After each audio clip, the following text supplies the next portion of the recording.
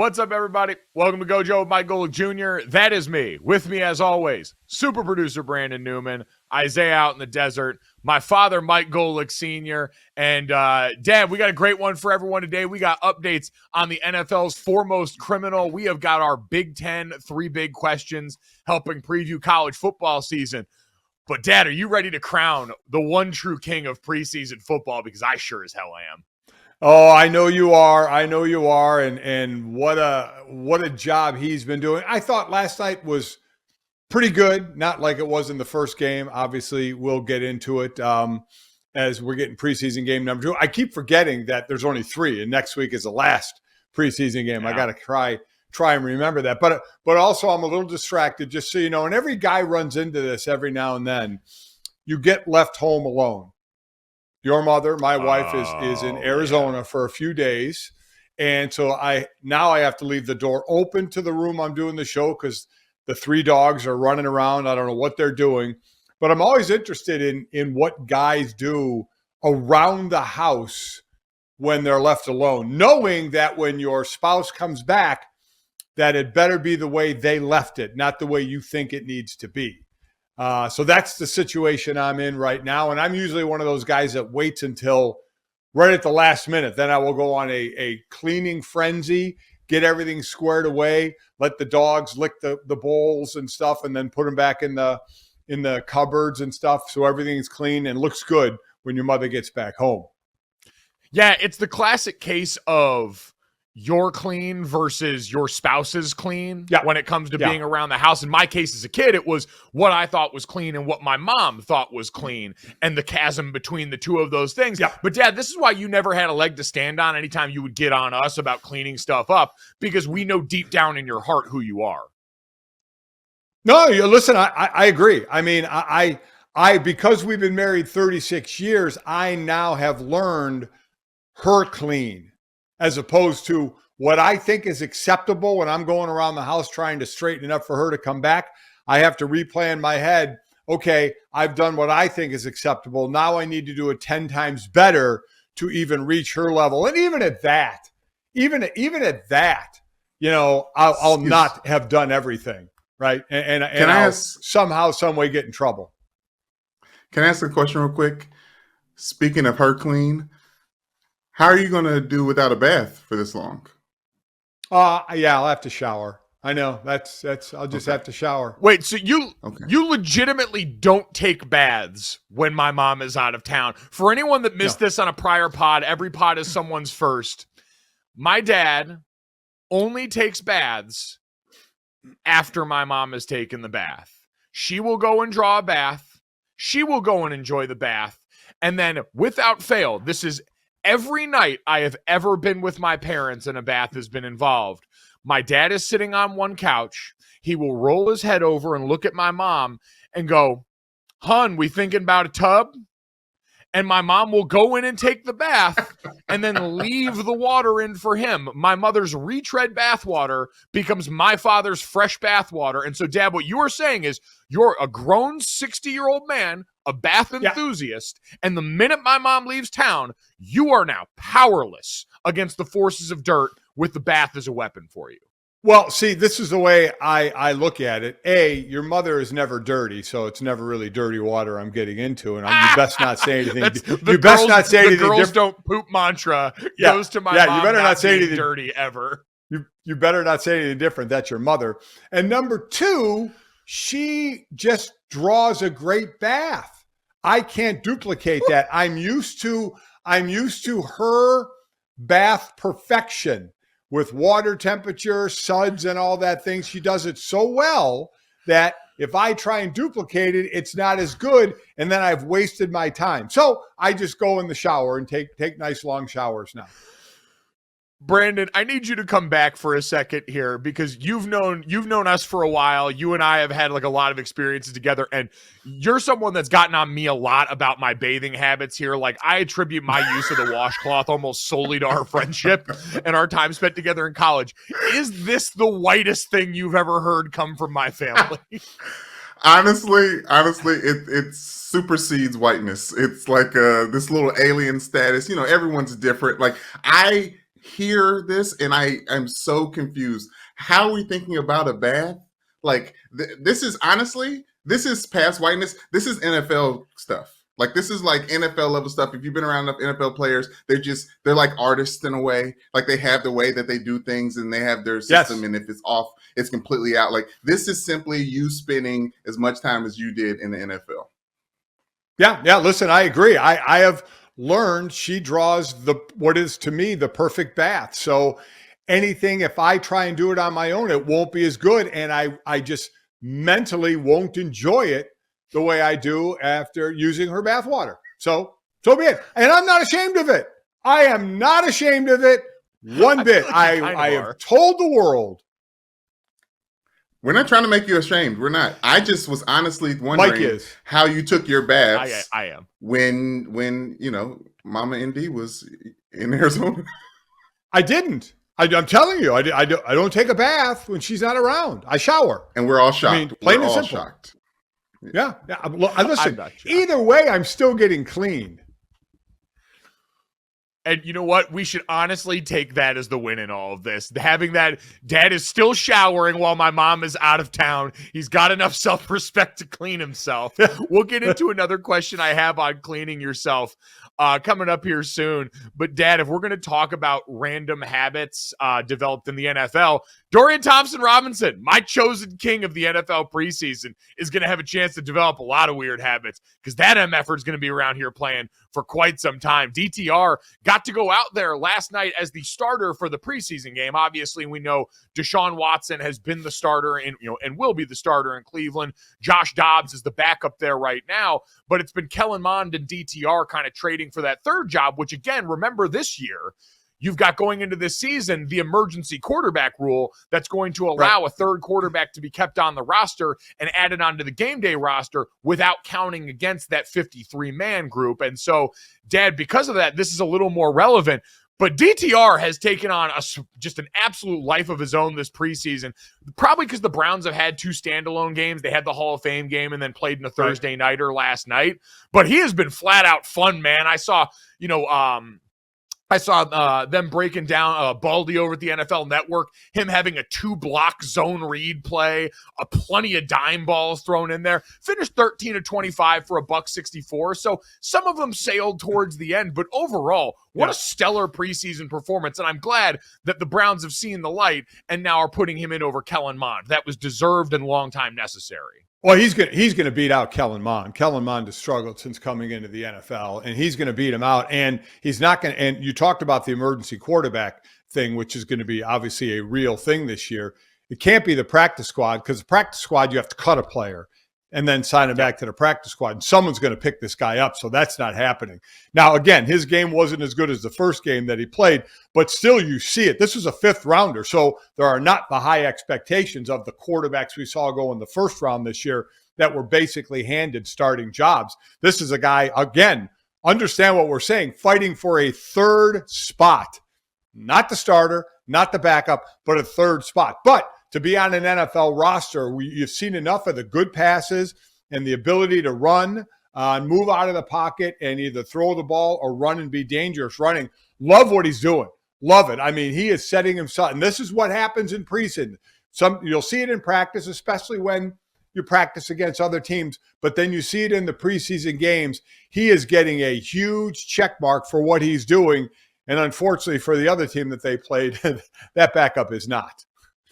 Yo, I mean, that's really the conversation coming off this game, right? Because we all love DTR. He's going to be a great story. College fans have enjoyed seeing the NFL get one of our best guys. But on the other side for the Eagles, like you come out of this game with a few things. One, Georgia football just got a great new recruiting poster with half the starting defensive front for the Philadelphia Eagles being Georgia players, as you had Jordan Davis, Jalen Carter, and Nolan Smith all out there. Nolan Smith had a little bit of an injury scare on a tackle. Right. It appears that he's fine, and that was just precautionary.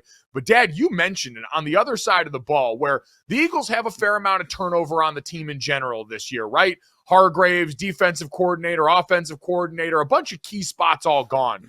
But backup quarterback is also something that came into light last night because Marcus Mariota, who was expected to come over after spending the season in Atlanta last year and be a really solid veteran backup in an offense that would kind of cater to his skills, should he get thrown in there, should anything happen to Jalen Hurts, and we hope it doesn't.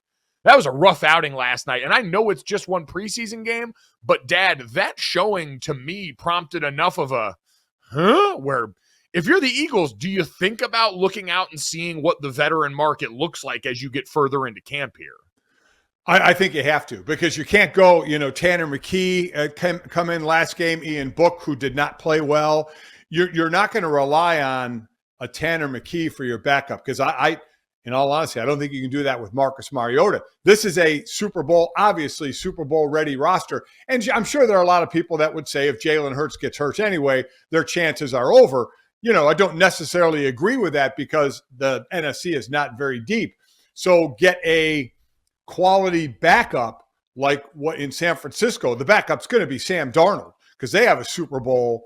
They have a Super Bowl roster as well. Sam Darnold, obviously, or Brock Purdy is nowhere near Jalen Hurts, but he is the starter, and you need a quality backup to lead that roster. And I think the same thing in Philadelphia. And I don't know what veterans are available out there, but they're going to have to think long and hard that if Jalen has to miss, like last year, Dak had to miss 5 games. You need a backup to come in and keep your team's head above water. Quite honestly, Cooper Rush did that. He's been in that system for a while now. He went 4-1.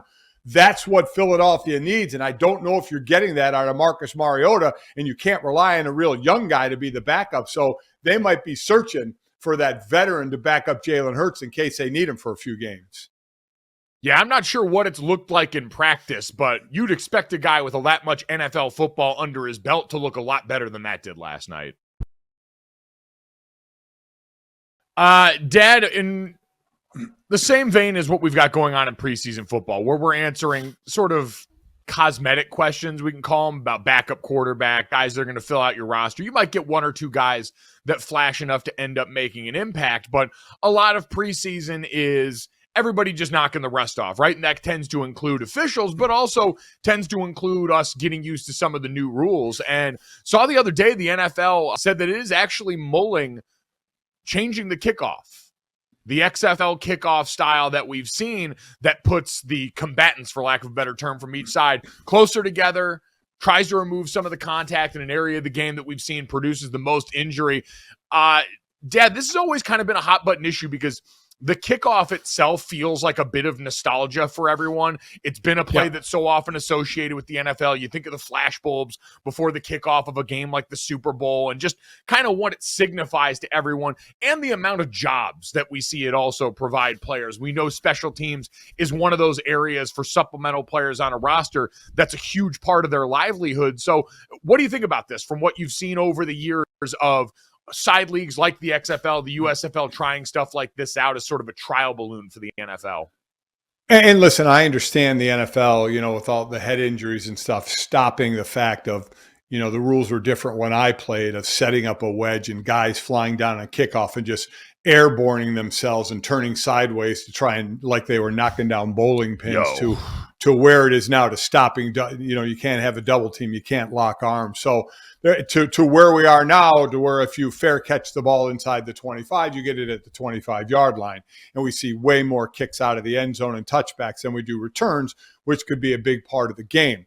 So I think we don't want to lose that part of the game. So what the XFL did, everybody can envision, the kickoff return team all lines up, I believe it's on their 30-yard line, and the kickoff team lines up on the 35-yard line, 5 yards away from one another. The kicker kicks the ball, and the kickoff team cannot start moving until the returner catches the ball. As soon as he catches the ball, everybody goes, and what you get is still a viable play that could have a big impact on the game, and less of the vicious collisions that you see with a guy running 40 yards with a full head of steam running into someone who doesn't have a full head of steam going on, and the injuries that can ensue. So you're 5 yards away from each other. As soon as a kid catches it, you start the kickoff return. I loved it. I watched it. I said, this keeps the kickoff return in the game, and you can still get a big play out of it. It looks weird, so I think people will be like, I don't know. I don't know about this change. But it's something that I think once you see it, once you see there's less injuries, you get the kickoff return back in the game, I think people would like it. I think this would be like the NFL's equivalent of Rob Manfred putting a man on second for the extra innings rules in baseball, where it looks so odd and it's so foreign to the people that love the sport. But to your point about what drives this, Dad, the NFL released its concussion data from last season. There were 149 concussions over 271 games. It was an 18% jump from the 2021 season and 14% higher than the 3-year average. So they're clearly feeling the heat on this. And while they did a better job keeping preseason concussions down, they understand this is going to continue to be an area of emphasis for the league. And so making this happen could go a long way in that. And like to your point, it still gives you the action of the play. And for me, most importantly, it keeps offensive linemen out of the mix. This play, well, I'll tell you what, I hated being a part of it every single time. The happiest people are going to be the kickoff return people, the blockers, because I did it. I know you did it for a while. Is the worst thing in the world is someone coming down full speed and you only building up about 5 or 10 yards and to have to block this person. I mean, it was horrible. So yeah, now 5 yards apart. Much happier with this if I'm on the kickoff return team. I was listening to New Heights the other day with Jason and Travis Kelce, and Jason was talking about when he first got in the league, how you could still do the wedge back then. Yes. And he's like, describing it is truly insane. You did. You ran back 10 yards, you looked at the returner, and then someone screamed, go, and then you, with your little 10-yard head start, had to hit somebody who was running 50 yards downfield. And the somebody is always the terrifying part in the NFL. I'll never forget. It was at the end of Kyle Rudolph, my good buddy, one of our former roommates. He left college after our junior year. So my true senior year was his rookie year in the NFL. And we got done in time to go and watch his last regular season game at the end of the year. They weren't going to make the playoffs. And I don't even remember who the Vikings were playing in that game. But I remember talking to Kyle about how Everson Griffin, the former defensive end monster of a man, was running down on kickoff. And Kyle said, it's the craziest thing I've ever seen. He's the first guy down on our kickoff unit as like a 270-plus pound defensive end. And sure enough, I watching that game, he's at like the R2 or R3 spot on the outside, sprinting down, the first guy down there, and watch him absolutely upend offensive linemen, tight ends, any poor soul that's going out there and trying to block him. And that was the first moment I realized that this league might not be built for me if they've got people like him that can do things like that. Well, listen, when you get freak shows on special teams that do that, and understand it's not the kick returner that's going to fear that guy. It's that tight end or offensive lineman or D lineman, whoever is in that wedge or the lead blocker that's going to feel that effect. Because rarely is that first person down making the tackle. But what that first person down is going to do is plow the road, to take a line from Independence Day. They are going to clear the road for other people to come in and make the tackle. And some poor schmuck is going to be on the wrong end of that thing. Dad, I know you hate these movies, but your partner Jessica Smetana loves them, and so do I. Every special teams play in the NFL is like the battle at Helm's Deep in Lord of the Rings. It's just orcs throwing themselves through sides of castles and people getting launched off barricades. It's chaos. Every bit of it is organized chaos. And the people that sign up and make their living that way deserve a lot more of our respect than they get publicly. Because we look at special teamers like also-rans in the NFL when those people are actually the biggest lunatics on the planet.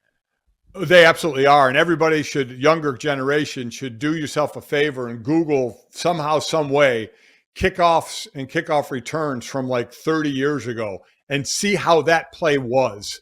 Compared to now, it's night and day. So if you go and watch some of those maniacs diving and how they were called wedge busters, and that was their only job, and they would literally fly through the air and turn themselves sideways and try and destroy 3 people at a time. It was crazy. It's like Tarantino movie level violence where it's so overblown it doesn't seem real. All right, Dad, as we've been doing this week, wanted to spend some time looking ahead to college football season because, again, we are now officially just about a week away from the start of week 0, which still makes very little sense to me, but hey, we're going to go with it. It's the tip of the spear of college football season, and we have so far gone through the Pac-12 and the SEC. And we wanted to round out the week with the other conference that's officially a part of the Power 2 going forward, the Big Ten. So we've got 3 questions heading into the 2023 Big Ten season that we wanted to hit on here at Gojo Show on Twitter if you want to weigh in on any of these. And Dad, the Big Ten is fascinating, but I want to start with this. And I feel gross saying this thought as a fan, because I always have to differentiate, right? Like there's the fan and former player in me, and then there's the analyst that I am now. And when I cover this team, I do it unbiased. I enjoy watching them. You know, I have great respect, especially for a particular position group on their team and their offensive line. But as a fan, there are a few things that keep me up at night more than this thought. Dad, can Michigan actually win the national championship this year? I always, like you and I, have our difference with Michigan. Obviously, you, when you were playing here, hated Michigan. For me, it was USC. And I had always said, if I didn't go to Notre Dame, I probably would have gone to Michigan, which I know doesn't sit well with you. I know. Can they? I mean, listen, Georgia is so overwhelmingly a favorite. Alabama, you always have to put them in there. But Michigan, I mean, especially in the Big Ten, they're one of the few top teams that's returning their quarterback, right? There's got to be something to that, even in the Big Ten. Ohio State, Penn State, Wisconsin, the other teams that could compete for the title, all are dealing with new quarterbacks. We'll get to Wisconsin, which I think is kind of a wild card in this of where this offense is kind of going. But yeah, I mean, I think Michigan can. I love the way their defense plays. As I said, returning quarterback McCarthy on offense. So, and going for 3 in a row on winning the Big Ten, beating Ohio State, getting into the playoffs. I mean, a couple of years ago, we were talking about Harbaugh and his job security because he couldn't beat Ohio State. What if he were to beat Ryan Day for a 3rd straight year? What would be the talk in Ohio State about Ryan Day? That's would be a wild thing to me. But yeah, I think you'd have to give Michigan the chance to say, yes, they can win it all. Do I think they will? No, but I think they could have a chance. Yeah, I think to your point, they absolutely can. It does need a bit of regression because Georgia has been so far out ahead of everyone. Like I saw someone with the audacity to tweet that if Michigan had somehow made one stop on a 3rd down where Quentin Johnston bust a long run towards the end of that, or a long catch towards the end of the TCU-Michigan semifinal game, that they would have won a national championship. Dog, I got news for you. You guys weren't taking that Georgia. Nobody was beating that Georgia team last year. At least not in the version that we saw, especially towards the end of the season, with the exception of Ohio State. And Dad, really, to me, that's because of my biggest thing with Michigan. Like, they've been instituting the beat Georgia periods. They've talked about wanting to get over that hump. Right. People have made the joke it should just be a beat TCU period. But it's really got to be the downfield passing game developing a lot more than it did. Like that, everyone came out of the Ohio State win last year and wanted to treat it like the Ohio State win from the year before, where Michigan in a snowy game bullied Ohio State up front, ran all over them, managed to get their first win in quite some time. It was an awesome setting. It was an awesome visual in college football. Last year, when you look at that game, a lot more competitive along the lines of scrimmage. Like year 2 for Jim Knowles and Ohio State is going to be fascinating. They've got a good group up front. The linebacker group from last year in Eichenberg and Steele Chambers showed up a lot in the frame. So the front 7, I think there's less disparity there. It was in that game last year, J.J. McCarthy wasn't afraid to chuck it downfield and make some plays. They beat a couple of the blitz looks from Ohio State. They made some big plays in the passing game, and that just was not there consistently enough throughout the season where, yeah, listen, you've got, you know, Blake Corum and Donovan Edwards and a great backfield, the Joe Moore Award-winning offensive line back-to-back years that's got some pretty impressive depth thanks to what they've done in the portal. But it's like, unless you're going to commit to developing that during the course of what's a pretty favorable schedule for the majority of the season, I think ultimately once you get to those big games, you're going to fall short because you don't have the time under task with the multifaceted offense you're going to need to beat an Alabama, a Georgia, whoever you see in the playoff. Yeah, I listen, I can't see him struggling a whole lot until you get to those last 3 games, right? Penn State, Maryland, and then Ohio State. And they're all 3 in a row. No rest in between any of those. So, but I mean, they're returning 15 starters, 3 on that old line, quarterback, running back, tight end, both wide receivers. And I'm interested to see what this Chris Jenkins kid does on the D line. I mean, he's just a mutant with his strength. It's just, it's amazing. But, they're always known for their tough defense. So, that's still there.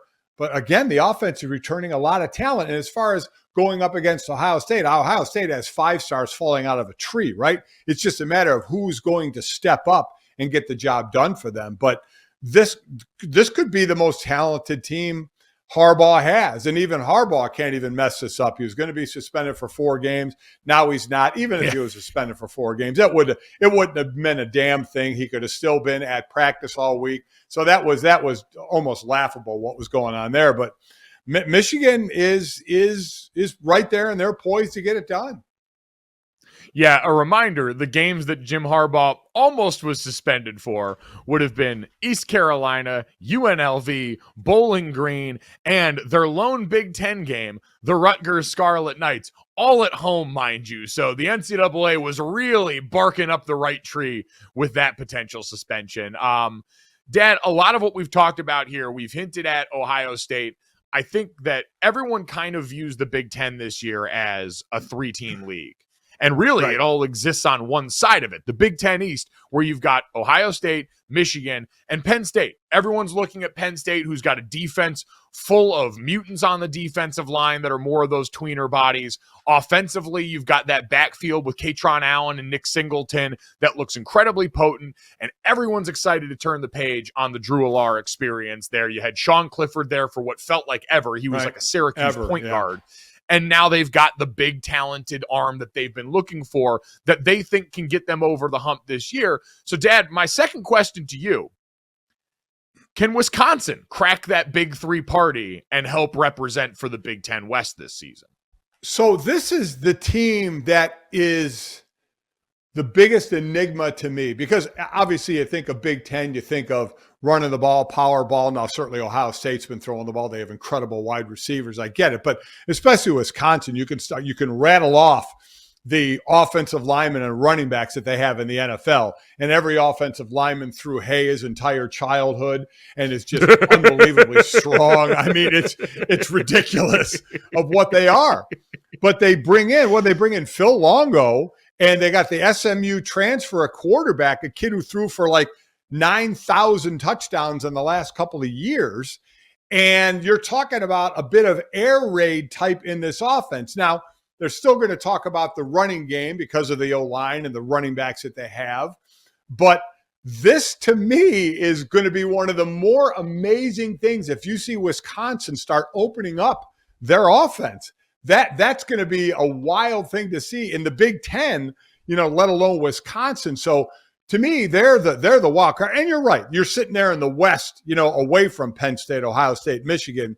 So I do think they'll represent out of the West, but how good can they be? I definitely think they can crack that Big 3 if now you're putting in this new offense. And again, there's no preseason game. So you got to hit the ground running. Now, I get it. What is it? Buffalo you're starting out with, at Washington State and such. So usually use those early games to kind of do that. But I'm going to be real interested to see how this offense runs. And to your point, like, not to do too much of the schedule game, but of the Big 3 we talked about in the East, they only draw Ohio State. So you don't have Michigan, you don't have Penn State, and Ohio State, Wisconsin gets at home. Dad, I saw this was kind of what piqued my interest, because I think everyone's certainly been excited about this. And listen, Paul Chryst did a lot of great things, won a lot of double-digit win seasons during his time at Wisconsin, but this breath of fresh air, and Luke Fickell taking the jump. There were a lot of people that thought he would only leave for a couple of jobs in college football, Notre Dame and Ohio State. And so him going up to Camp Randall now, and like you said, bringing a very different style of offense than Wisconsin football's seen in a while still having, Braylon Allen's going to be one of the better backs in the country in that running back room. It's just going to look different this time around. But I saw Greg McElroy the other day. great analyst over at ESPN, say that he thinks they have a chance to be this year's TCU, where a new coaching staff comes in and can immediately get the most out of a roster that is veteran in certain places here.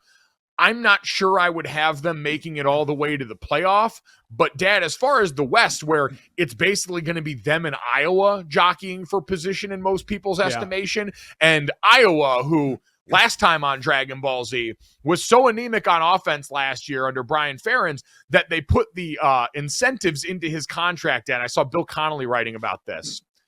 The incentives in Brian Ferentz's contract kick in if they average 25 points a game. That allows them to count special teams and defensive touchdowns during that. So they don't even have to score 25 points a game on offense, and that will be deemed success. And they've got Cade McNamara coming over from Michigan there, who said sleep on them if you want to. But I guess when you look and say, all right, you know they're going to have great defense, but offensively, that's what success would look like. Yeah, Tanner Mordecai, who threw for 33 touchdowns last year and had 9 in one game, does seem like a guy who I think as a college quarterback can be froggy enough to make some really interesting things happen in an offense that's going to be largely putting this together and trying to microwave it on the fly. Yeah, I mean, listen, that's the whole thing with Iowa is you get a couple scores ahead of them and you win because they never had the ability to come back. So let's see if that changes. But I still think it's going to be Wisconsin coming out of the West. Look at the defensive side of the ball. You lose Jim Leonard, who everybody said head coaching material everywhere. He's gone. Mike Tressel comes in from Cincinnati, where he was with Fickle. And remember back in 2021, Leonard's defense at Wisconsin was number 1 in the country against the run. And Tressel's defense that year in Cincinnati was number 2 in the country against the pass. So he comes in, with some good check marks on his side. But we're talking about the offensive and defensive side of the ball, Mike, learning new systems. And and I know that can be difficult to do and take some time. So how quickly can players adapt to the new system to where there's less thinking on the field and more just reacting to what's going on in the field? Yeah, and to that point, listen, you've got smart players there, like Jim Leonard's system, while it was a 3-4 base, this one now is technically like that 3-3-5 with a spinner. Yeah. Jim Leonard's defense did require a lot from the neck up. So I do think as far as the players you're going to have on that side of the ball, you're going to have guys with an aptitude that are going to be able to digest that. Offensively, it's going to be a little bit easier because I do think the quarterback goes a long way. Tanner Mordecai ran a version of the spread that's kind of similar to what Longo does. It's not a ton on your plate formationally. It asks your quarterback to make some good decisions and be a factor in the run game, which I think Tanner Mordecai has like 300 career rushing yards. I'd imagine Phil Longo as Matthew McConaughey's character from Wolf of Wall Street. Those are rookie numbers. You got to juice those up based on what he's seen in the last couple of years from Sam Howell and then from Drake May. So that's I think Wisconsin should be the team coming out of the West. I think we've seen over the last few years with a quality coach and the right quarterback and a few key time transfers, you can do a lot in this era of college football. Now, Lincoln Riley and Brian Kelly from last year may have been given people an outsized example of what that can be, and you can certainly throw Sonny Dykes and TCU in there too, but I don't think Wisconsin's far behind based on the pieces that we talk about here and the quality of coaching there. Dad, this will be the last question here. And really, I think about this because there's some interesting matchups that are going to go a long way in determining this conference. There's some rematches from last year. The Penn State-Michigan game was a bloodbath in favor of Michigan. And this is a Penn State team that fancies themselves contenders. So, Dad, which game do you think is actually going to be the most entertaining or the most impactful this upcoming Big Ten season? As much as we want to try and not always pick these same two teams and try and go somewhere else, I just don't think we can. I think it comes down to Ohio State and Michigan. Just as we said a couple of years ago, we were wondering about Harbaugh's job because he hadn't got to the Big Ten title game. He hadn't won the Big Ten. He hadn't got to the playoffs. And all of a sudden, 2 years in a row, there he is. So now that shifts to Ryan Day. Ryan Day could lose for the 3rd year on the road to Michigan, which how unacceptable is that in Columbus, Ohio? So what would it mean to Ryan Day and his job security if he were to lose 3 years in a row to Michigan, 3 years in a row to the Big Ten title and then getting into the playoffs. So this, to me, is going to be the matchup. And as I said, and as we know, Ohio State gets 5-star recruits all the time. Ohio State has guys flood to the NFL. But we'll see. They're while they have running backs and receivers all returning, including obviously Marvin Harrison Jr., who is unbelievable. It's a new quarterback. Got a couple of old linemen back as well. Defensively, you talked about them earlier. They have some stars. Who's the guy that steps up? So we know the talent is there. They just got out big played by Michigan last year, which was surprising. Usually it's Ohio State that comes up with the big plays, but it was Michigan that came up with the big plays. So it's tough for me, even though there are other great matchups we know in the Big Ten. It's very tough to go outside of that game and what it's probably going to decide. Winner is probably going to play for the Big Ten championship. Winner will have a shot in the Big Ten championship to win it, and then most likely be in the college football playoffs as well. So much riding on it. Yeah, it's been a pseudo play-in game for the last few years. You're absolutely right. It's one of the best rivalries in college football. So that definitely takes the crown.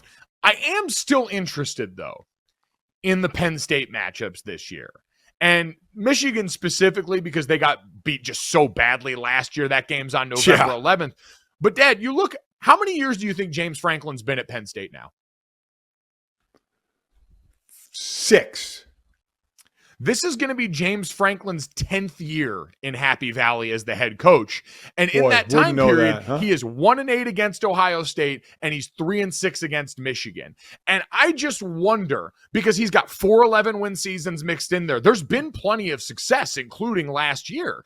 And there's a lot expected of them this year. But, Dad, we asked the question before, like, man, if Ohio State loses to Michigan a third year in the row, and if you're Ryan Day and you haven't won a national championship yet, and you haven't done the things usual, does anyone start thinking something crazy there? You shouldn't. I would not advocate for that. Ryan Day's been a very good coach, but Ohio State's one of those jobs where you're expected to win a national title. I just wonder what the conversation in Happy Valley is going to start to be if it's another season where you're a great team and you beat a lot of the teams on your schedule, but you still can't get over the Ohio State or Michigan hump in conference. Listen, at some point, it's got to come into play, depending on the expectations. And expectations in Penn State should be high. You know, that's a blue blood program. It certainly has been a blue blood program over the decades. And it's just where you think it's acceptable right now. You know, there's always the question of, okay, if it's not Franklin, who are you getting? You know, when we were talking about, is Harbaugh going to be the guy at Michigan? Harbaugh was winning 10, 11 games every year, but he lost to Ohio State. So it was like, well, who are you going to replace that with then to do better, right? You're basically you're hiring a new coach to beat one team. And that's how intense that rivalry is. So at some point, the Penn State, decision makers have to decide, okay, we're having nice years, but we can't get past these two guys in our division. Now we know divisions are going to go away, right? So they're not going to have that to deal with anymore, but still we can't get over that hump. How serious are we to say, okay, we need to look at somebody who possibly can, because that would be a desirable job for some. And again, I'm not calling for Franklin's head. I like the guy a lot, and I would never call for anybody's the head for anybody's or the job for anybody. But at some point, some of the decision makers are going to say, we need to do more, and do we need to find somebody that can maybe do that for us? I think Franklin would leave before they'd ever get rid of him. That's just me, but I think that would probably be the more likely outcome. I do want to throw one more game in here just because I think it's kind of a sickos game and the ultimate Big Ten revenge game for this season. October 21st, Wisconsin at Illinois. Because not only do you have Brett Bielema out there, who's got his history with Wisconsin, but Jim Leonard's a senior defensive analyst there now. Right. And if you don't think deep down in his heart, Jim Leonard's a little salty about how things finished after he was the interim guy, I feel like you don't know ball.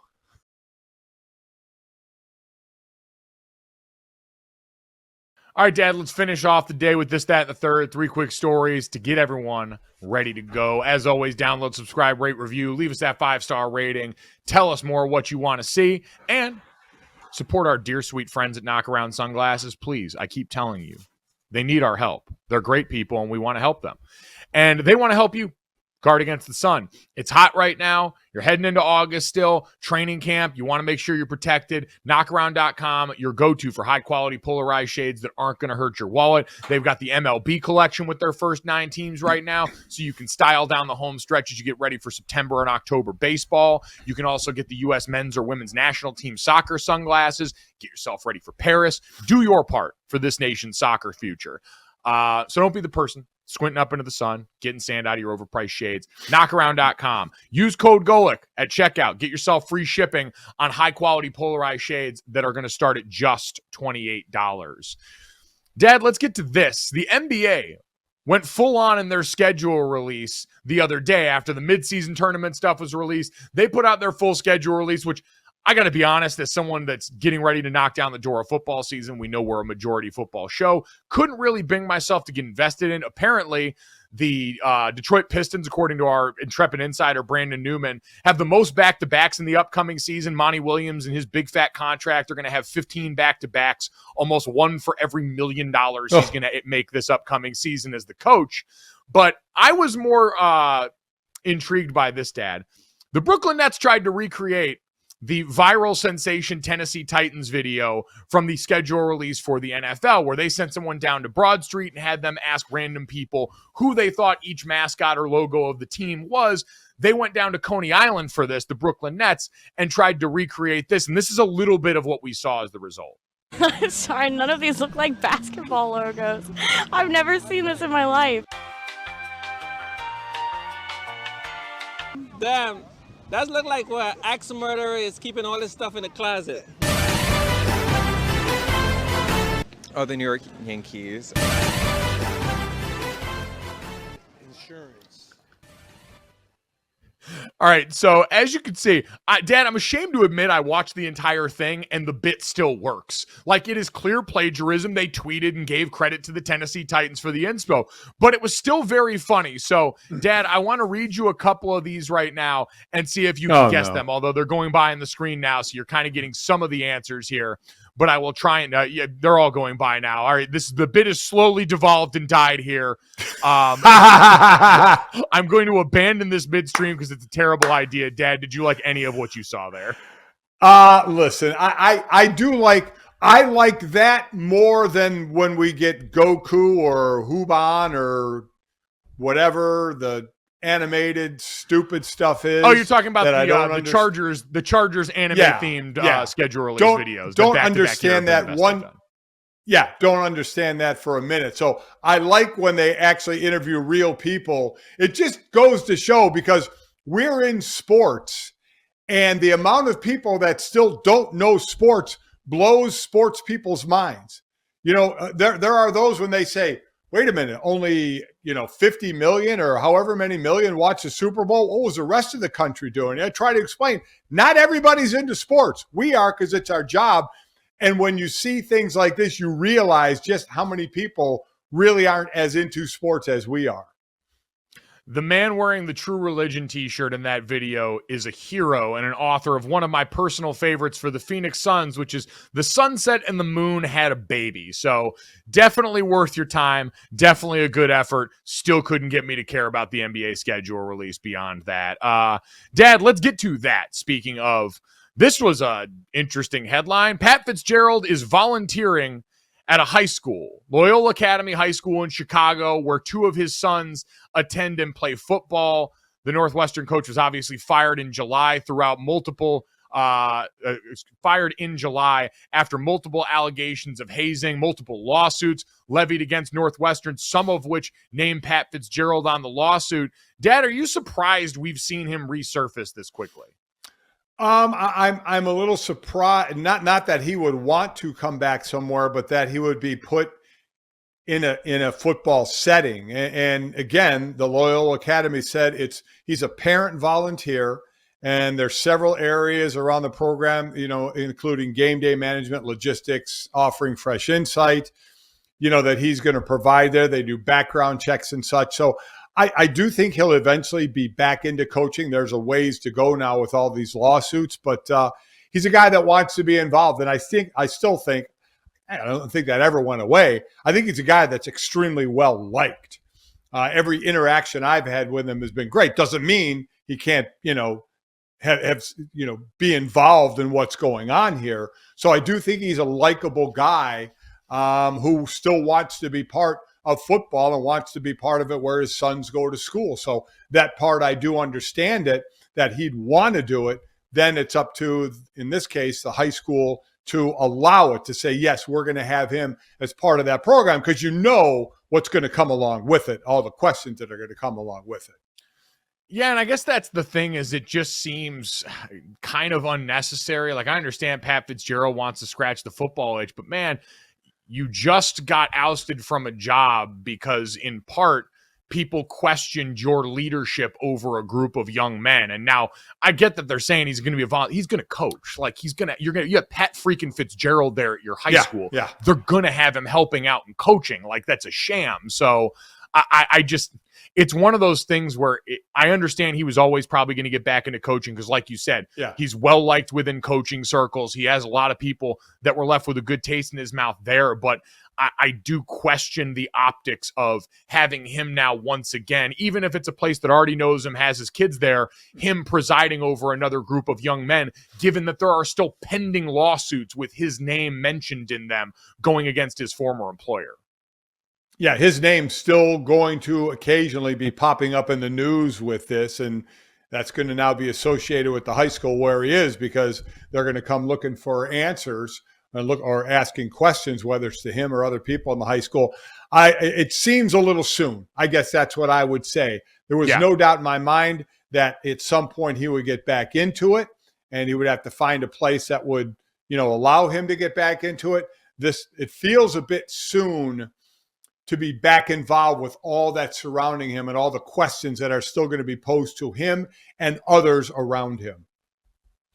Dad, let's get to the third. This story lit up my brain as soon as I saw it. Kansas City Chiefs superfan known as ChiefsAholic was indicted by a federal grand jury on Wednesday for allegedly robbing a string of banks in the Midwest and allegedly laundering the stolen cash through casinos, according to a statement from the U.S. Attorney's Office for the Western District of Missouri.